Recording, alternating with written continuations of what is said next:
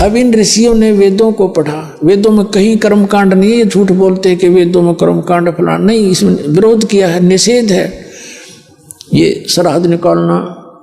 और गीता जी में निषेध है, 9वें अध्याय के 25वें श्लोक में कहा कि भूत पूजने वाले भूत बनेंगे, देवता पूजने वाले देवताओं के उसमें जाएंगे, पितर पूजने वाले पितर बनेंगे, पितरों को प्राप्त होंगे, मेरा भक्त मुझे प्राप्त होगा, यानी भगवान का भक्त भगवान को मिलेगा, और अन्य उपासना करने वाले वो योनियां पाएंगे। तो वेदों के अंदर यजुर्वेद अध्याय नंबर 40 के श्लोक नंबर 15 में स्पष्ट किया है कि वायु अनिलम अथिदम भस्मांतम शरीरम ओम कर्तु समर कल्वे समर कर्तुम समर। इन ऋषियों ने पूरे वेद पढ़े और अब पे निष्कर्ष निकाल लिया कि ओम नाम है बस वेदों में, और कोई मंत्र नहीं है। और इसका इन्होंने है तो ये ब्रह्म का, ये मान लिया उस सुप्रीम पावर का, क्योंकि इनको तत्वदर्शी संत मिला नहीं। तो कहने का भाव है कि वेदों में स्पष्ट किया है कि उस परमात्मा की भक्ति करने से मोक्ष होगा। इन्होंने वो परमात्मा ब्रह्म मान लिया, ओम उसका जाप मान लिया, इस आधार से इन्होंने अब पर फैसला कर लिया। इनकी मति मारी गई।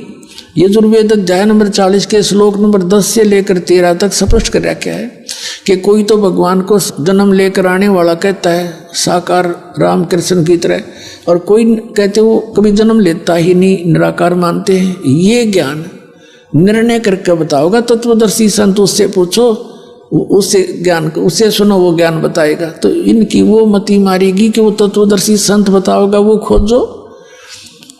और यजुर्वेद अध्याय नंबर 40 के श्लोक नंबर 17 में स्पष्ट किया है, वेद ज्ञानदाता कहता है कि मेरा तो ओम मंत्र है, मैं ऊपर दिव्य आकाश ब्रह्मलोक में रहता हूँ, और वो परमात्मा गुप्त है, परोक्ष है पूर्ण परमात्मा। तो यहाँ भी बुद्धि कामना करी कि इसे वेद ज्ञानदाता से भी कोई और है।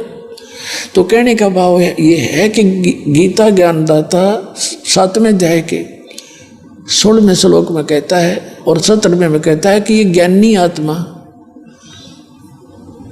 18वें में भी कहता है कि ज्ञानी आत्मा है तो उद्धार, लेकिन ये मेरे वाली ही अनुत्तम साधना में लीन रहे।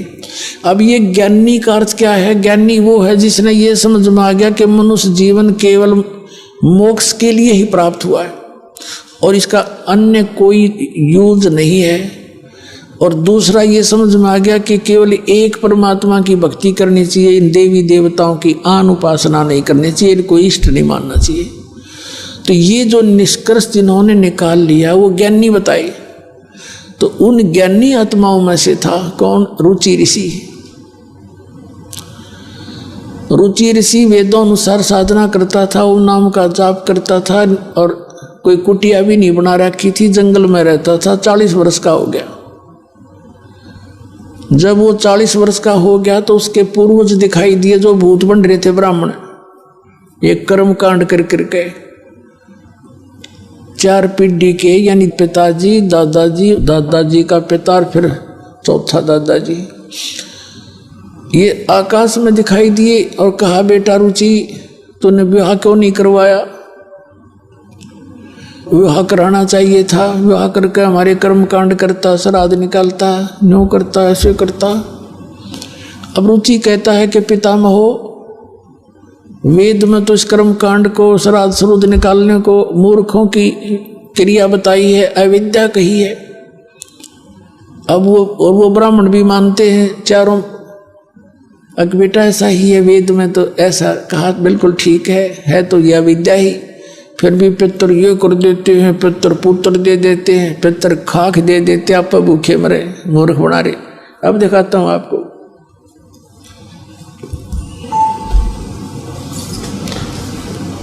ये एक मार्कंडेय पुराण है। पुण्यात्माओं, इस विद्या का लाभ आपको केवल परमात्मा पाने के लिए है। बाकी रोटी रोटी का रोला गना बड्डा ना है। 2-4 रोटी खावा आदमी, सुबह 4 शाम ने खूब गुजारा हो जा।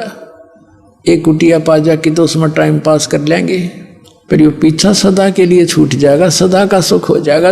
इस अनुसार चलोगे तो। अब देखिएगा, मार्कंडेय पुराण, गीता प्रेस गोरखपुर से प्रकाशित, गीता प्रेस गोरखपुर से प्रकाशित। ये मार्कंडेय पुराण संक्षिप्त 242 पृष्ठ पे नीचे देखिएगा।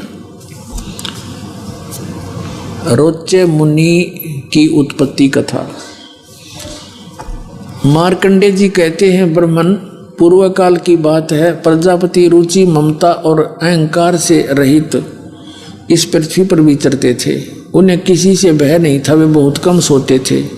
उन्होंने न तो अग्नि की स्थापना की थी और न अपने लिए घर बना रखा था। वे एक बार भोजन करते और बिना आश्रम के ही रहते थे। उन्हें सब प्रकार की आसक्तियों से रहित एवं मुनिवर्ती में रहते देख उनके पितरों ने उनसे कहा। पितर बोले, बेटा, विवाह स्वर्ग और अपवर्ग का हेतु होने के कारण एक पुण्यमय कार्य है, उसे तुमने क्यों नहीं किया? गृहस्थ पुरुष समस्त देवताओं, पितरों, ऋषियों और अतिथियों की पूजा करके पुण्यमय लोकों को प्राप्त होते हैं। वह सभा के उच्चारण से देवताओं को सवधा, शब्द से पितरों को तथा अन्नदान, बलि, वैश्वदेव आदि से भूत आदि प्राणियों एवं अतिथियों को उनका भाग समर्पित करते हैं। बेटा, हम ऐसा मानते हैं कि गृहस्थ आश्रम को स्वीकार न करने पर तुम्हें इस जीवन में कलेश पर कलेश उठाना पड़ेगा और मृत्यु के बाद और दूसरे जन्म में भी कलेश ही भोगने पड़ेंगे। रुचि कहते हैं, पितरगण, परिग्रह मात्र ही अत्यंत दुख एवं पाप का कारण होता है। ये ब्याह करवाना तो और बड़ा झंझट, आपके शिक्षा दे रहे हो मेरे को, तथा उनसे मनुष्य की अधोगति होती है। यही सोचकर मैंने पहले स्त्री संग्रह नहीं किया। अब यहाँ कहते हैं, पितर बोले, ये देखो चारों भूत दिखाई दे गए बेचारे को, ये चारों भूत बन रहे और ये इसने दिख गया अपने पितर। अब ये क्या कहते हैं? पितर बोले, बेटा, जितेंद्रिय होकर आत्मा का प्रक्षालन करना उचित है, किंतु तुम जिस मार्ग पर चल रहे हो तो मोक्ष मार्ग है। देखा कल इनकी फुटे बाग, नौका जो साधन कर रहा तू वो तो मोक्ष मार्ग पर जा रहा है, माराड़ा करे नरकमान का। तेरा गजब है ये। पितर बोले, बेटा, जितेंद्रिय होकर आत्मा का प्रक्षालन करना उचित है, किंतु तुम जिस मार्ग पर चल रहे हो वो तो मोक्ष मार्ग है, आगे देखना। ये कहता, रुचि ने पूछा, पितर महो, वेद में जो इन्होंने यहाँ बताया ना सरासरुद निकाल, वेद में रुचि ने पूछा, पितामहो, वेद में कर्म मार्ग को यानी ये भूत सरासरुद निकालन को अविद्या कहा है, फिर क्यों आप लोग मुझे उस मार्ग में लगाते हैं? पितर बोले, ये सत्य है कि कर्म को अविद्या ही कहा गया है, इसमें तनिक भी मिथ्या नहीं है। फिर भी ये तो निश्चित है विद्या की प्राप्ति एंड बेंड करना है, फिर क्या टट्टू रह गया? आप भी माने जो हम बता रहे हैं वो अज्ञान है और वेद में लिखा है, हम जो बताएं वो ये पितर भी मानते हैं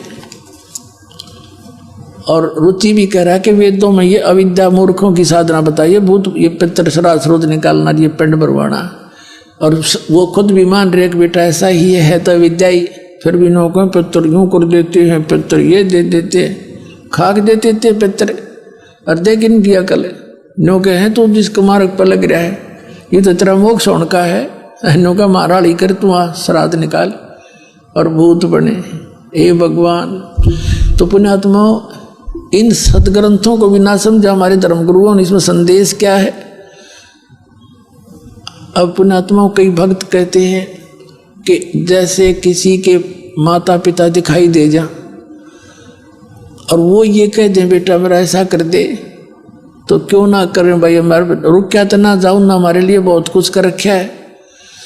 पुण्यात्माओं, इसका तरीका ये नहीं है जैसा आपकी बालक सोच बैठी है।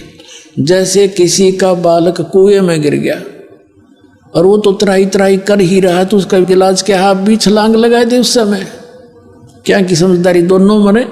उसका तरीका खोज बताया है, कोई रस्सा लाओ, ऊपर दृढ़ता से बांधो और फिर उससे न डाल दो और उसको कहो इसको पकड़ो और बाहर आ जा बच्चा, और नहीं पकड़न जोगा तो आप उसको पकड़ के उस तक पहुंचो और उसको भी साथ लटका लाओ और फिर बाहर से उसको खींचो। तो कहने का भाव ये है कि जो तरीका है उनके भी उद्धार का और आपकी भी जान बचे, वो तरीका इस दास के पास है। जय सतगुरु की संगत करते सकल कर्म कट जाई, अमरपुरी पर आसन होते जहां धूप ना छाई।